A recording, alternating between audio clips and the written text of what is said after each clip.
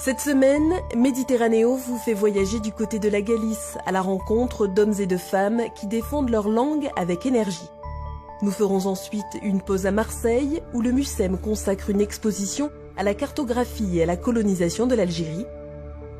Dans le Luberon, nous plongerons dans les carrières d'ocre au cœur du Colorado provençal. Et pour finir, notre séquence mémoire sera consacrée à l'art de l'icône en Grèce, dans la grande plaine de Thessalie.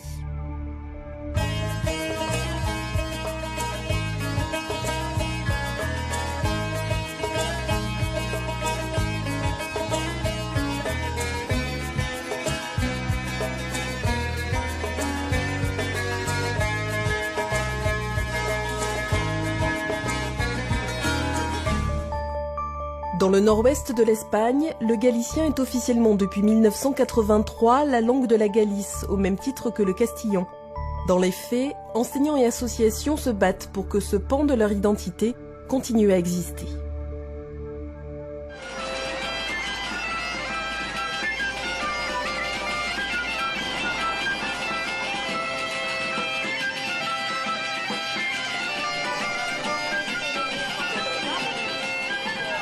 Au pied de la vieille ville de Santiago de Compostelle, la capitale de la Galice, la famille Mela se retrouve tous les dimanches dans ce jardin d'enfants. L'occasion de retrouver les amis et d'échanger les impressions de la semaine, avec une règle naturelle, l'utilisation du galicien pour toutes ces conversations. Très proche du portugais, c'est une langue officielle depuis 1983 dans cette région autonome du nord-ouest de l'Espagne. Chez nous, on ne parle que le galicien. Les parents, les enfants, on le fait naturellement. C'est normal, hein, c'est logique.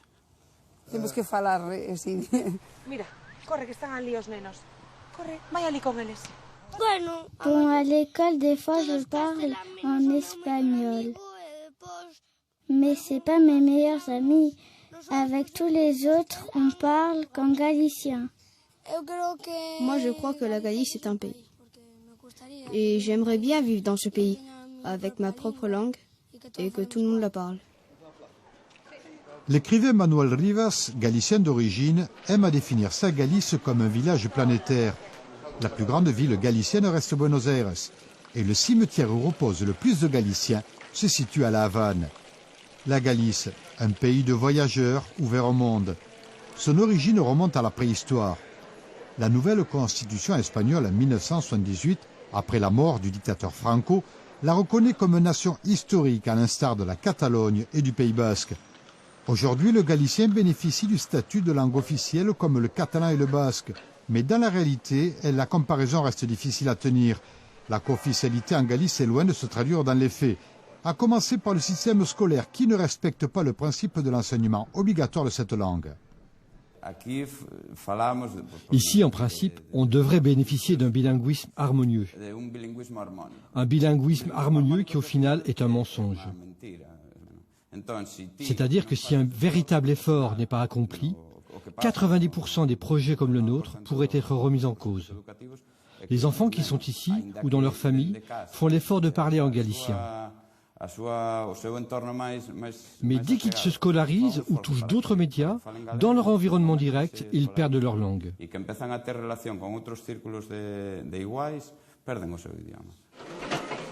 Au détour d'un restaurant, dans tous les bars de la vieille ville de Santiago ou de la Corogne, le galicien a toujours droit de citer.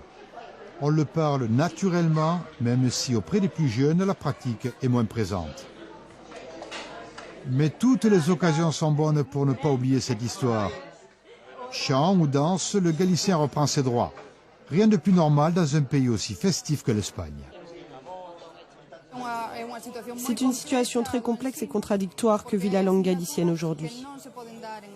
Par exemple, dans l'enseignement, certaines matières ne se font pas en galicien. Dans notre législation, les mathématiques, par exemple, ne peuvent pas être enseignées en galicien.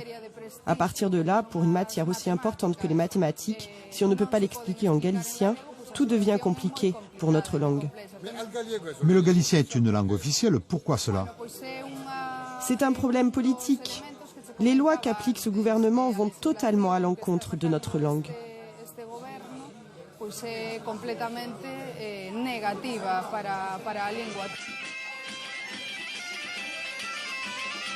À la différence historique du Pays Basque et de la Catalogne, les gouvernements galiciens qui se sont succédés depuis 1978 étaient composés majoritairement par des politiciens de droite issus du régime franquiste. Pour eux, l'Espagne doit rester unie et castillane. Ce régime a normalisé cette langue et, plus grave encore, il l'a hispanisée. L'association AMESA per la normalisation linguistica dénonce cette situation au quotidien. Un combat qui dure depuis près de 30 ans. Une association forte de 16 000 militants très actifs. Tous les progrès, tous les succès qu'a connus la langue galicienne ces dernières années sont le fruit avant tout de la mobilisation sociale, de l'implication de nombreuses associations dans la défense de notre langue. Mais d'un autre côté, le pouvoir en place ici fait tout pour s'opposer aux mesures favorables aux Galiciens. C'est vrai que depuis 1983, le galicien est une langue officielle, ici avec notre statut d'autonomie, mais dans les faits, on est loin du compte. Nous, on pense que toutes les langues sont égales, que toutes les personnes sont égales et qu'elles peuvent utiliser leur propre langue. Cette diversité, ce pluralisme devrait constituer le fondement même de toute véritable démocratie. Ce n'est pas le cas chez nous. Cette mobilisation sociale en Galice a permis à cet hebdomadaire d'information Sermos d'exister. Depuis 14 ans, il est publié entièrement en galicien. C'est un cas unique. Au vu de son succès, il pourrait passer à une diffusion quotidienne. Le paysage médiatique galicien est loin de coller à la réalité de sa langue.